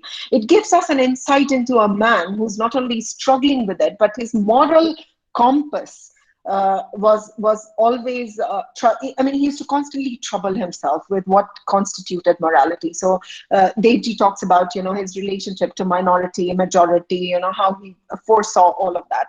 So I would say that Gandhi needs a little bit rescuing for that. I think poor man has been dragged into communalism endlessly, that, he's the one who, of course he paid the price for it with his life, but I think people have not done justice to him in that. I would say that communalism has a far deeper root, which even eluded Gandhi. I think when he was talking to the Hindus that you have to forgive the Muslims, this is all from Devji's book, where he said that once the East Pakistan was formed, he said it is not the job of the local people, for example, to provide support to the Hindus fleeing in that partition, because he said it was the duty of the Pakistani state, East Pakistan, to protect their citizens and for Hindus to demand rights from that state. So he wanted states to take control of the carnage, and he wanted a different kind of discourse on forgiveness. And I think he didn't grasp it.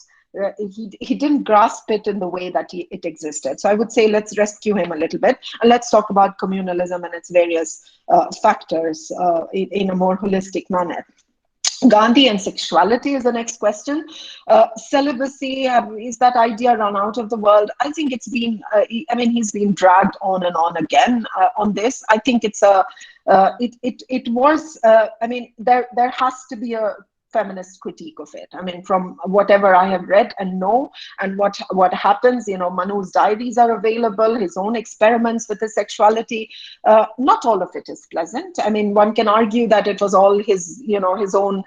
He was an equal participant. He chose women with whom he equally participated in it. But I think it is problematic. My feminist sensibilities don't allow me to accept that he was not, in kinds of situations where he exploited the emotional labor and emotions of people. So I'm not going to get there, but I do want to point out that these are personal decisions to make. I don't think celibacy is a national norm, or that it can be propagated in the way that it is. I think even within, if you're welcome to correct me, but even within organizations which believe in this, the RSS is a good example. There is a lot of discourse on who can be celibate, who cannot be celibate, can you serve society while being part of households. And I think there's a very strong discourse within, if you want, within Hinduism, or even otherwise within Indian society generally, of for whom these choices work and for whom they don't work. So I think that critique of sexuality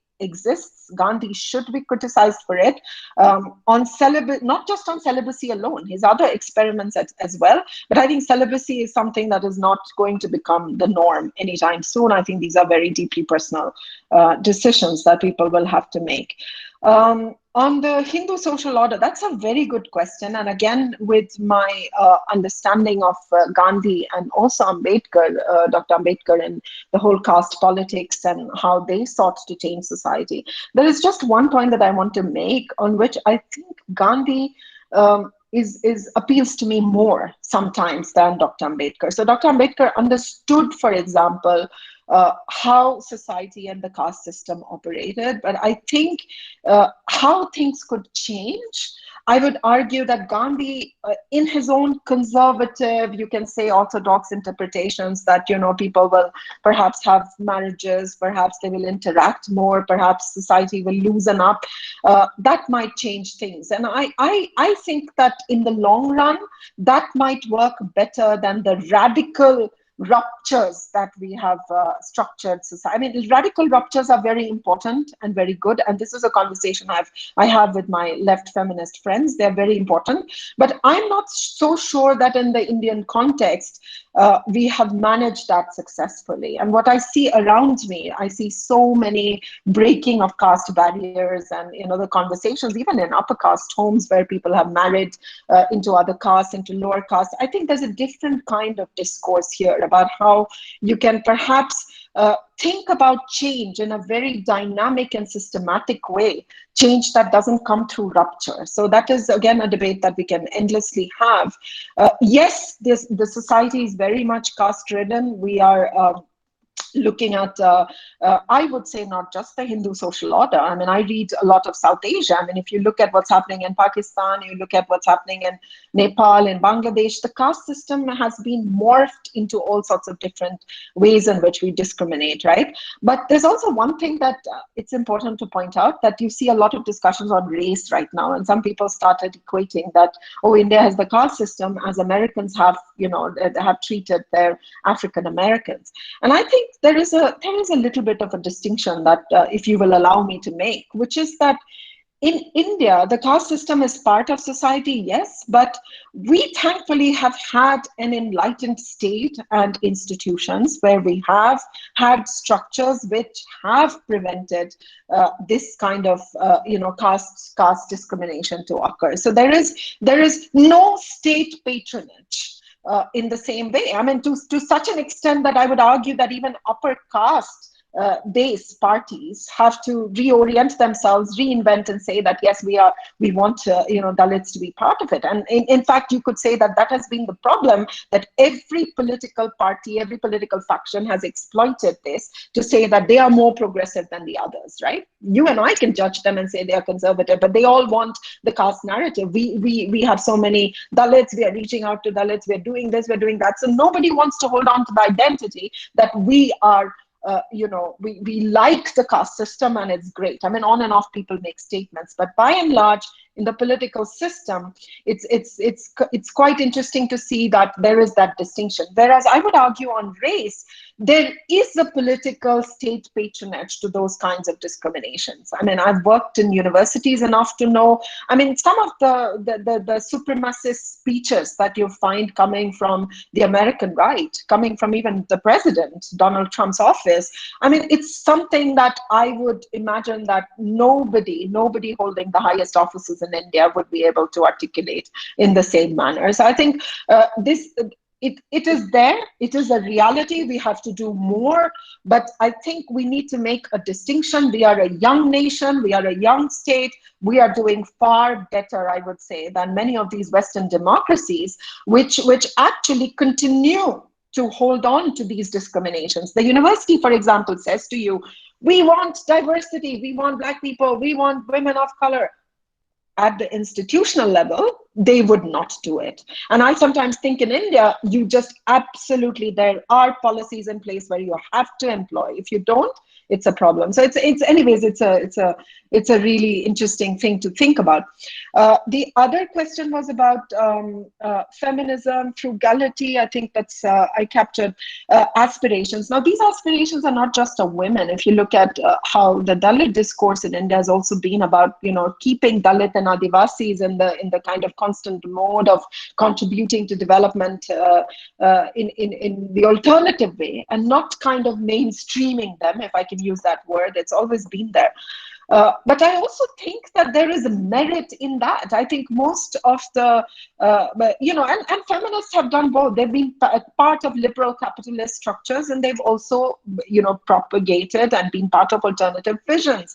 I think that right now, in the current COVID times, in the debates we are having about the environment, we are having about how we are going to protect this planet and everything else, I think it stands out that some of what we thought was mumbo jumbo in Gandhian politics holds ground. Many of the things that he talked about, the environment, for example, or he talked about need-based societies. I mean, we are living through that. I can tell you, I live in Sweden. Here, we have so many second-hand shops, for example. It will be very hard to gift somebody in India something that is, not first-hand, especially when we travel from Sweden or anywhere abroad. People ask you, "Kya laye hamare liye?" If you tell them, "Ye second-hand shop se hum aapke liye ye kuch laye hain, aapke bachon ke liye, aapke liye kapde," people are going to be up in arms, right? It's catching up. But that idea of living in a way in which we can have these simple lives, we can care about others, and we can think about, before our consumerism takes over, we can think about society. I think that's a teaching of Gandhi that's coming back in a big way. Also, the debate on vegetarianism, as much as it is a different debate in India, I don't want to get into it, but fact of the matter is, in Western spaces where meat consumption is predominantly a consumerist, factory-based production market, there's a lot of conversation about what this alternative view coming from people like Gandhi can do. So we can think about this a little bit more. I would say that there is merit in revisiting some of the frugal ways in which Gandhi propagated, and it works for feminists. Feminists are the first to say that it actually works.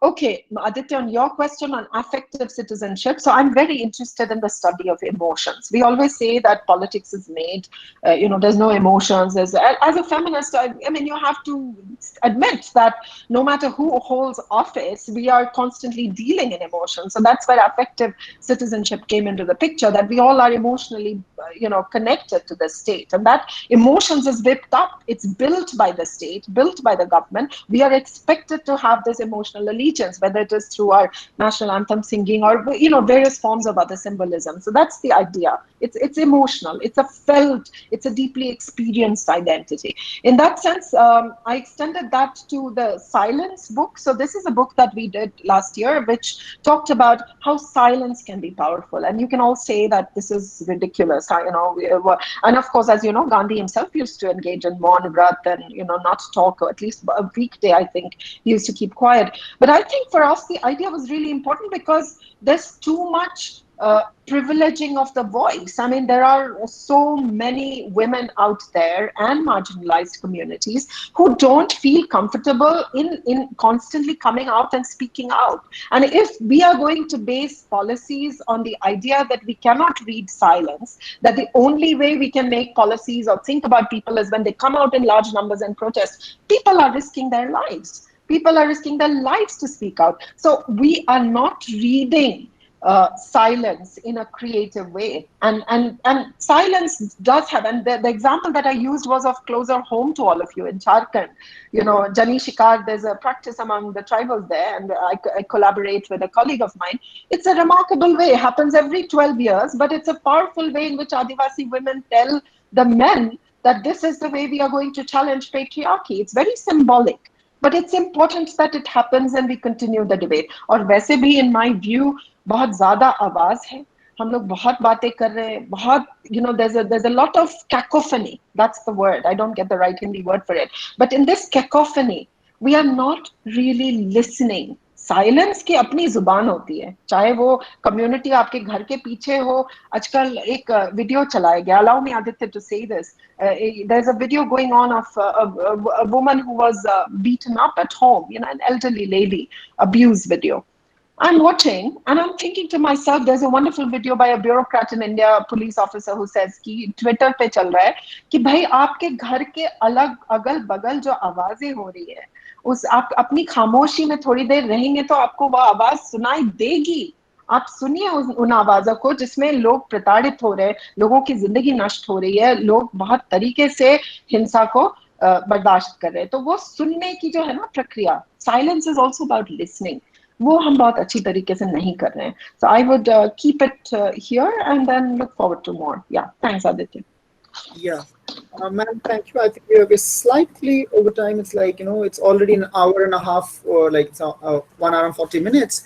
So we can't take more questions, but I'll just take one more question from a colleague of mine. Incidentally, he has put in a question to which I will append another theme that you have raised in in your talk, where, well, first to go without I would say nullifying the relevance of his question, let me just put his question straight away, and then I'll try to add on what I'm trying to pitch or append to his question. That is, his question is that one of the most controversial issues surrounding Gandhi is his construction of the feminine, as he attempts to integrate traditional Hindu conceptions of women. Now, that's one part. So one part is that that if you want to become a progressive, he gives you Hindu traditional ritualistic examples that let's emulate them. On the other hand, then he says that I stand for abolishing oppressive customs, social attitudes towards women, so on and so forth. So how do you make sense of this, I would say, paradox or contradiction? That's what, I mean, it's a question which we all grapple with. But to get back to your remarks, I remember you give this very interesting word. You said on the one hand, he is an eccentric Gandhi, and he's also a very, that's a very interesting word you used. That is, I think, eccentric Gandhi, and he is also a very eclectic Gandhi. Now, that I think is very important to understand, that when, whether everybody can afford to be eccentric, or or becoming eclectic gives you that luxury of becoming eccentric as well. So now, to make the question to this context, for example, academics like you working there, or academics like me working here, walk a very tight rope, in the sense that even you camouflage yourself to address audience that is back in India here. You might be educated, or you might take the vocabulary from the Western literature, and that's why post-colonial feminism is so interesting, because it on one hand engages with liberal feminism or radical feminism without discarding it right away. It says that, well, we understand what you say, learn your vocabs, but then let's try to acclimatize it to our conditions. And this is an issue which people like, I'm sure the best articulation of this kind of a view was with Dipesh Chakravarti's work, right? When he talks about history 1 and history 2, that that all that. So I'll not try, as you tell, that let's not put a lot of academic jargons here and confuse the audience. So, but this for your reference, that that Chakravarti is talking about two ways in which that, well, there is one thing about about transporting capitalism and acclimatizing it to your own conditions. So similarly for Gandhi, for that matter, when you say that, why do we have this problem that we might take recourse to Western authors, we can read Western thinkers very well, that in no way, denigrates our sanctity or our, or our caliber or our authenticity to be indigenous at the same time. So on one hand, he says that I learn all my non-cooperation and my satyagraha to the way in which I see women in the backyard tolerating the male torture. Now, he's not idolizing that, but he says that, well, that's a much more bigger force, that if so your father might howl and shout at you, but your mom can stay silent and yet tell you how to make a difference. So his silence is more instructive than your father's loud, high decibel voice, for that matter. So in that case, we are closing up on this question. You're closing, your remarks will be the final one before you go for the vote of thanks. I'll try to summarize a slightly longer interjection, I guess. It is that, that on one hand, can't we afford to be eccentric and eclectic at the same time? What's the problem? Why can't? And there is no problem. So that was the point. I used it in conjunction. Absolutely perfect to do that. And all the more important that we recognize and give some value to eccentricity. We kind of think that this is not important for public discourse. We want consistency. We want binaries. We are not able to see the in-between spaces, and that is really the struggle here. We are constantly worried that if you don't talk like me, if you don't speak like me, then, if your ideology or whatever is, then I can't talk to you. Of course I can talk to you. I mean, that is the craziness, the eccentricity of this world, that we understand the hosting the otherness. I'm not saying this. I think Nandi was quoting somebody else, hosting the otherness of the other. And Nandi talks about it. He says, we are such a diverse society that diversity came naturally to us, but we've kind of, in fact, he says that the Westerners would find it hard that we've existed in the way that we have for years. But we are struggling with it a little bit. Let me go back quickly to the question. Traditional Hindu femininity that he was drawing on.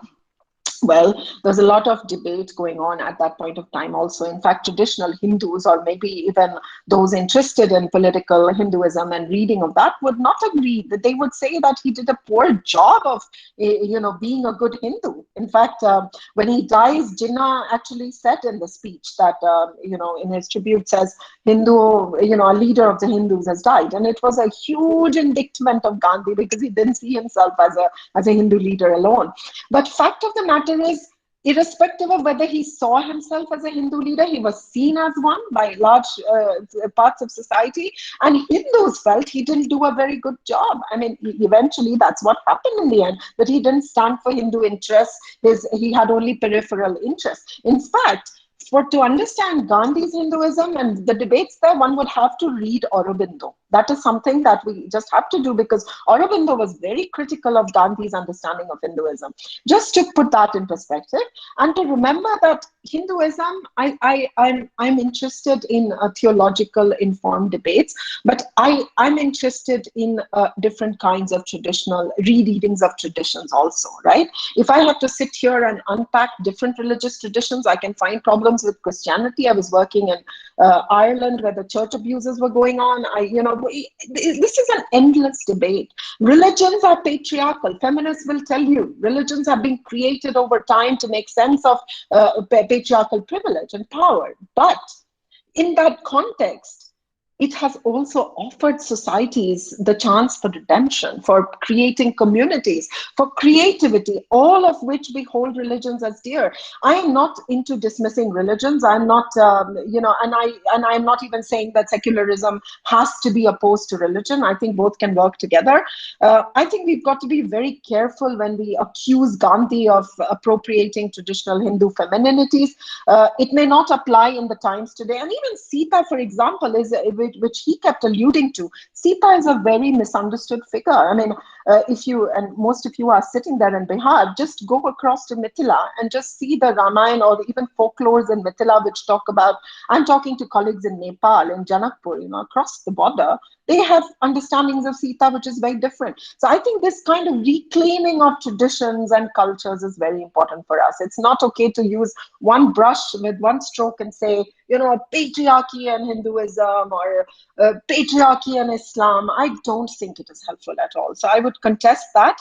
I think social, yes, there was a paradox. I've already pointed that out to you. He drew on certain kinds of Hindu practices, which he taught. And they were not just Hindu. He came from Gujarat, where Jain traditions, I told you, the self-deprecating, the punishment to the self, which is very much part of his family. If you read his memoirs, his father used to tell him that for the crimes that Gandhi committed, the father would punish himself, and Gandhi had to tell his father not to do it. So it was a very different cultural, religious ethos that he imbibed in a particular context. Put him in that context before you accuse him of, doing either great service to Hinduism or disservice to Hinduism. Yeah. So let me stop here. But again, I insist that please write to me. This is an ongoing conversation. Academics talk too much and they take too much time. But please, let's have a conversation on email. Thank you.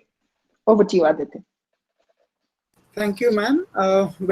So we are slightly over time, and we'll go for the vote of thanks by a gentleman known as Dr. Javed Ehsan, who is a faculty member in the Sciences Department, but who is very eclectic. That's very important because he's very eclectic. He takes interest in social science activities, and with a training from the Tata Institute of Fundamental Research. He is also very widely published and very affable. And we do not keep our religious reservations as well. We are open, and we would love to see Dr. Javed, and we would love to have Dr. Javed Ehsan give the vote of thanks. But before that, I think I would quote a line that you've really given today, that religions provide space for both redemption and also exploitation. So if you want to toe down another religion, you look at its you look at its exploitative space and you say that I would be your liberator. So the Shaheen Bagh and the CAA is just flashing behind. And similarly, if you want to find flaws with Hinduism, Rama Janmabhoomi and I'll come to your liberation also comes up. So that's very, I mean, we'll leave with that controversial remark maybe a bit, but over to you, Dr. Javed Ehsan, for the vote of thanks. Yeah, thanks a lot, Aditya, for putting me into it. I was actually not knowing that I'll be a part of this because, as Dr. Aditya said, I am a science person, and this is a social science. But I would say social science is also science. So I am a part of this. So you cannot live without science. Everywhere there is science. So I am here. So actually, I thought I will just put some words about the thanks to different people who are involved on the organization of this session. But then I was actually logging in at 2:30 exact at that time, and I was listening to everybody here, and especially to Dr. Parashar, and there were many remarks also from other people, and I had a few questions also, but since there was not time, so I will talk about it later. But I'll put some words about few people here, or who were very, important for organizing this session. But before that, I would say it was a very wonderful session, and it was very thought-provoking. And one thing I liked about your talk, Dr. Parashar, the mention of Ashish Nandi, the psychologist you talked about, and Dr. Mohanty also talked about him, that there are 4 types of Gandhis. I never knew about it, actually. So there are 4 types. And the 4th type which you talked about, that is like that Gandhi which is not heard or not read, or people don't know about that Gandhi, that 4th one. Actually, I feel I come across a lot of people who belong to that 4th category. I think we often have the information about Gandhi, which is actually a second-hand or third-hand information. We actually don't get to know or get to read about the original works of Gandhi. I mean, like, I don't know how many of us have read his books and all. Yeah. And I remember one person, Martin Luther King. I often quote him at different places. He actually read and practiced him a lot. And even in India, I don't think there are many people who are following him, maybe reading but not following. So those kinds of things are there. And what I think, like Gandhi, yes, he was a feminist in terms like when he thought like it's very important to achieve freedom, as you mentioned also, Dr. Parashar. It is very important. And you mentioned about Satyagraha also. Satyagraha could not be achieved without the participation of females. And I remember at one place in Italy, talking to women in Italy, he said once, the beauty of the non-violent war is that women can play the same part as the men. In the non-violent war, the women can play the same part as in men. In a violent war, mostly women have not that privilege. Most of the wars are involving men.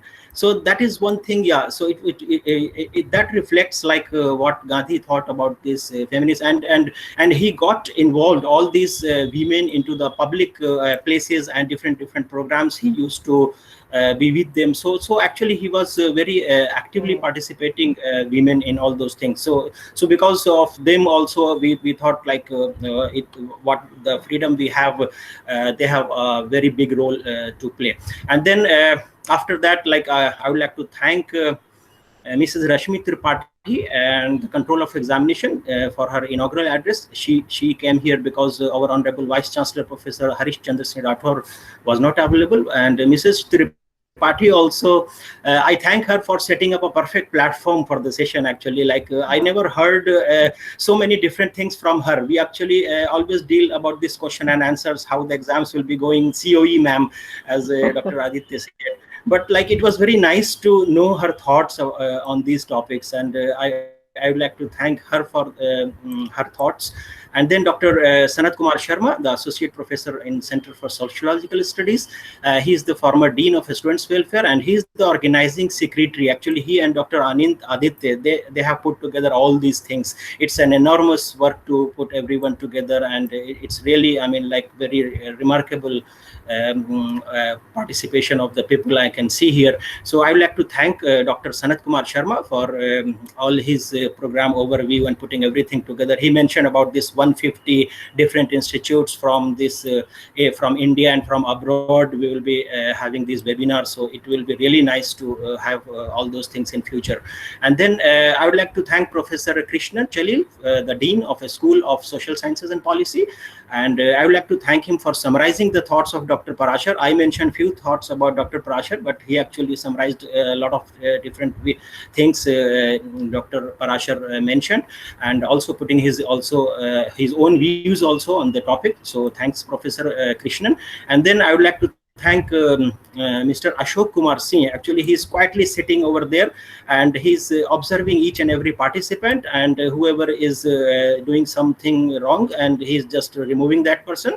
I can so that's also important actually for a smooth conductance of this webinar. So you have to moderate all these technicalities also. So thanks, Mr. Ashok, the system analyst, for the technical help and a smooth going of this webinar. Then I would like to thank Mohammed Mudassir Alam, the PRO.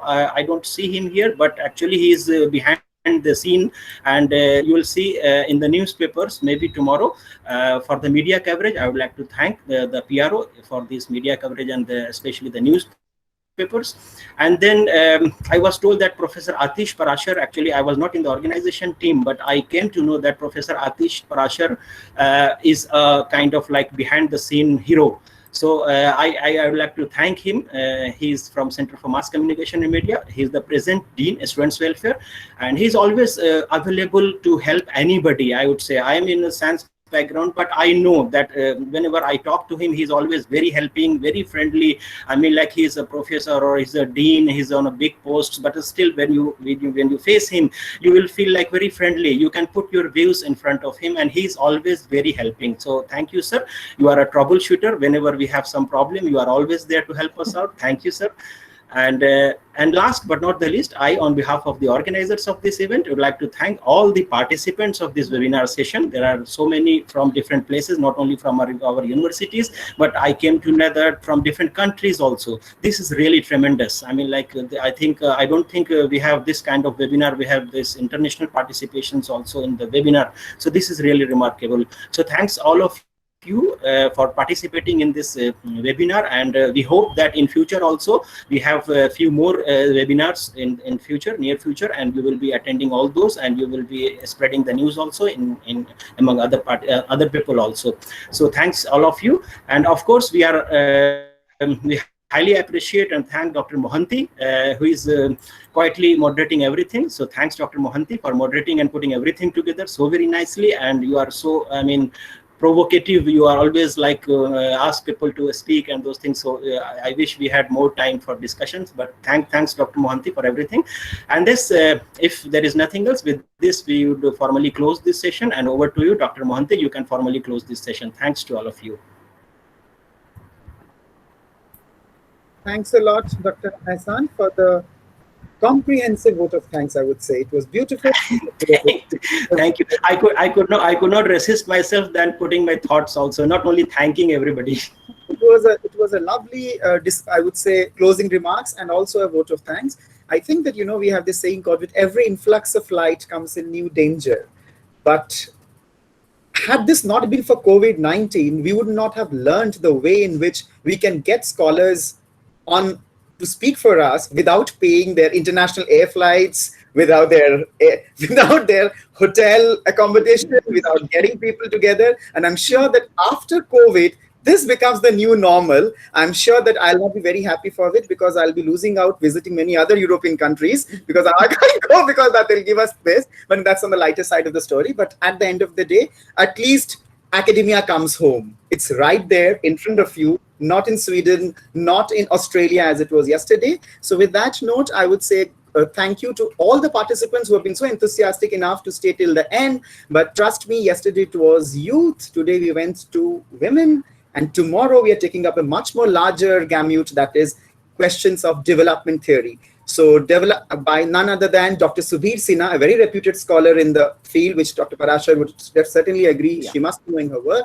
So Dr. Subir Sinha, for all, those of you who are from Bihar, he's also from Bihar, but he's come to tell us tomorrow a very interesting story about Gandhi and development in the 21st century, experiments from India and elsewhere. So I'm sure that tomorrow's talk will be as entertaining and as enlivening as today and yesterday, but I think the decibels are rising with every talk. Dr. Parashar, it was really, I would say, I don't know what's the right word for this, I would use the word, it was really liberating and enlightening. I felt like a Buddha today. What was that? I mean, you started with, political Gandhi, psychological Gandhi. I was like reading everything. And I thought that you would be, zeroing down on one aspect of Gandhi. But come on, you zeroed down on everything else. And that's a real, hallmark of an eclectic scholar. And we hope that my students for whom we have made this event learn this aspect of yours, which is like threefold, I think. One, read voraciously, be open to ideas, debate, but do not enemize yourselves. Thank you. With that note, I thank all the participants. We close for today with a namaste and see you guys tomorrow, same time at 2:30 p.m. Thank you. Thank you. Thank you.